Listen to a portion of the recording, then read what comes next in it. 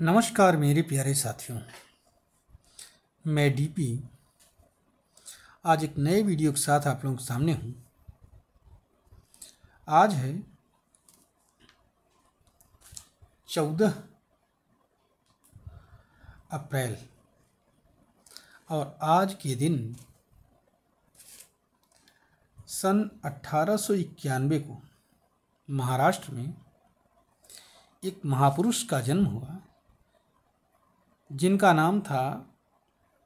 नाम है डॉक्टर बाबा साहब भीमराव अम्बेडकर। आज उनकी 132वीं जयंती हम लोग मनाएंगे या मना रहे हैं। आपको मालूम होना चाहिए कि उनके जन्म के 132 साल तक हम लोग एक ही अम्बेडकर पर जीवित हैं। हम दूसरा अम्बेडकर नहीं पैदा कर पाए, उनके समकक्ष भी किसी को नहीं पैदा कर पाए, जबकि आवश्यकता थी। इस बीच में स्वतंत्रता के बाद में, उनके मृत्यु के बाद में, अर्थात 6 दिसंबर 1956 के बाद में एक दूसरे अम्बेडकर की इस धरातल पर वो नहीं कर पाए। मैं इसी पर विचार कर रहा था कि आखिरकार कहाँ कमी रह गई हम लोगों की कि हम लोग दूसरा अम्बेडकर क्यों नहीं पैदा कर पाए। तो इसका जवाब आता है कई जगहों से। जब मैंने तलाशा तो जवाब बहुत ज़बरदस्त आता है कि हम लोगों ने उतनी पढ़ाई नहीं किया। पढ़ा नहीं, पढ़ने का मतलब डिग्री इकट्ठा करने से नहीं। वैसे ये बात सत्य है कि अपने ज़माने में अम्बेडकर भारतवर्ष के सबसे पढ़े लिखे, सबसे ज़्यादा डिग्री सबसे हासिल करने वालों में, या कि सबसे टॉप क्वालिटी के विद्वानों की श्रेणी में आते थे। इसमें कोई दो राय नहीं। उनके समकक्ष कोई ठहर नहीं पाता था, कोई रुक नहीं पाता था। इसीलिए वो गांधी जी को भी चैलेंज करने से नहीं हिचकते थे। और ये बात पता कब लगती थी? 26 अगस्त 1955 को बीबीसी में बातचीत के दौरान उन्होंने अम्बेडकर ने कहा था कि मुझे आश्चर्य है कि पश्चिम गांधी में इतनी रुचि क्यों लेता है। जहाँ तक भारत का सवाल है कि वे तो गांधी जी केवल भारत के निर्माण का एक हिस्सा भर हैं, कोई युग निर्माता नहीं। ये अम्बेडकर के विचार थे, हमारे नहीं। अपने ज़माने में एल्फिंस्टन कॉलेज मुंबई से उन्होंने बीए किया था और कोलंबिया यूनिवर्सिटी और लंदन स्कूल ऑफ इकोनॉमिक्स से उन्होंने पीएचडी किया था। उनके 3 शौक थे उनके जीवन के। इंपॉर्टेंट बातें हैं जिसको जानने की कोशिश करिए आप लोग। पहला शौक पढ़ने का, दूसरा शौक बागवानी का, और तीसरा एक शौक उनका कुत्ते पालने का भी था। कुछ कुत्ते भी रख रखे थे उन्होंने। पढ़ने का शौक इस कदर था, जॉन गुंथेर 1938 में उन्होंने अपनी एक किताब लिखा, इनसाइड एशिया, इनसाइड एशिया एक किताब लिखा। और उस किताब में गुंथेर साहब लिखते हैं कि जब मैं अम्बेडकर साहब से राजगृह में मुलाकात किया 1938 में, तो उनके पास 8000 किताबों का संग्रह था। और कहते हैं कि उनके मृत्यु के समय यह किताबों का जो संग्रह था वो 35,000 तक पहुंच गया था। मतलब अपने ज़माने के एक मशहूर बुक रीडर और संग्रहकर्ता थे डॉक्टर अम्बेडकर। उनके नज़दीकी थे एक शंकरानंद शास्त्री, उन्होंने एक किताब भी लिखी है उन पर, my experience and memories of doctor Ambedkar. उसमें वो लिखते हैं कि एक दिन संडे को जब मैं अम्बेडकर साहब से मिलने गया 20 दिसंबर 1944 को, तो उन्होंने कहा चलो यार चलते हैं जामा मस्जिद। और जामा मस्जिद के इलाके उन दिनों में पुरानी किताबों का अड्डा था।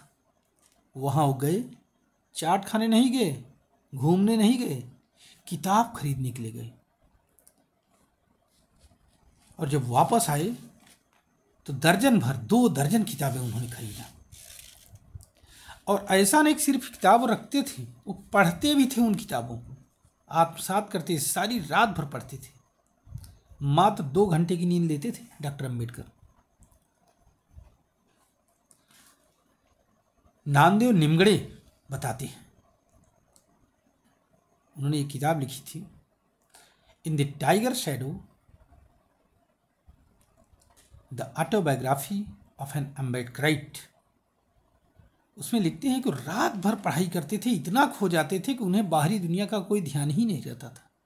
एक बार रात को मिलने गए, निमगड़े, नामदेव निमगड़े मिलने गए, उनका पैर छुआ तो उन्होंने कहा, ए टॉमी, ऐसी हरकत मत किया कर, चल हट। उन्हें लगा कि उनका कुत्ता उनका पैर चाट रहा होगा। जब सर उठा के देखा तो नामदेव निमगड़े थे, उन्होंने बाद में बैठाया उनको। तो ये हालत थी। पढ़ने के इतने शौकीन थे वो। उसके बाद पढ़ाई से जब उनकी छुट्टी मिलती थी 2 बजे रात करीब, वहीं 3 बजे रात सोने जाते थे, 2-3 घंटे सोते थे, फिर उठते थे, कसरत वसरत करते थे, नहाते धोते थे, पेपर पढ़ते थे, फिर कोर्ट चले जाते थे। कोर्ट से वापस आते वक्त फिर वहीं किताबें ले आते थे, फिर पढ़ते थे। तो यहाँ सवाल यही है कि सबसे पहला अगर अम्बेडकर बनना है हमें तो करना क्या है? पहले पढ़ाई करनी है और अपने ज्ञान को इनरिच करना है, फिर दूसरा काम करना है। कभी वो पिक्चर शायद ही देखते नहीं जाते हों। एक बार वो एक फिल्म देखने गए थे थिएटर में, अ टेल ऑफ 2 सिटीज, और फिल्म के बीच में ही उनके दिमाग में कोई विचार आ गया और वो फिल्म छोड़कर चले आए। अगर उनसे कोई खाना खाने के लिए कहता था बाहर चलो खाना खाए, तो कहते थे नहीं, अगर आपको हमको खाना खिलाना है तो बाहर से यहीं ले आओ, घर पर हम खाएंगे, क्योंकि हम घंटों समय बर्बाद नहीं कर सकते, समय बहुत कीमती है। ये हालत थी। तब अम्बेडकर थे। आज क्या हमारे अंदर है वो क्षमता? हम क्या उतनी पढ़ाई लिखाई करते हैं? हम क्या अपने विचारों को उतना धार दे पाते हैं? अगर हाँ तो हम ही अम्बेडकर होंगे, अगर नहीं तो फिर दूसरा अम्बेडकर कहाँ से आएगा? उसको बनाना पड़ेगा, गढ़ना पड़ेगा, बनना पड़ेगा वैसा। इसलिए आइए हम अम्बेडकर जयंती पर बाबा साहब को श्रद्धांजलि भी दें। और सच्ची श्रद्धांजलि तब होगी जब हम उनके समान विचारक पैदा कर देंगे, हर घर से एक अम्बेडकर पैदा कर देंगे, सिर्फ कहने के लिए नहीं, विचारों से। आजकल अम्बेडकर बहुत हैं, हर घर में हैं। दुर्भाग्य यही कि जितने अम्बेडकर हैं वो विचार शून्य अम्बेडकर हैं। विचार शून्य नहीं, विचारशील ऐसा अम्बेडकर जो गांधी से भी भिड़ने में कोई, उस जमाने की मशहूर व्यक्तित्व, गांधी से भी भिड़ने में कोई हिचकिचाहट नहीं थी उनको। समझ में आ गया? तो आइए इस बेला पर हम लोग, इस पावन तिथि पर हम लोग अम्बेडकर साहब को नमन करें और कोशिश करें कि हम अपने आसपास अम्बेडकर पैदा करें विचारों से। पढ़ाई करें, पढ़ाई करवाएं, 2-4 लोगों को पढ़ाएं, तब अम्बेडकर पैदा होंगे। जय हिंद, जय भारत, जय अम्बेडकर। धन्यवाद। अगर आपको हमारा ये चैनल पसंद आए, हमारे विचार पसंद आए, तो हमारे चैनल को आप सब्सक्राइब जरूर करिए। नमस्कार।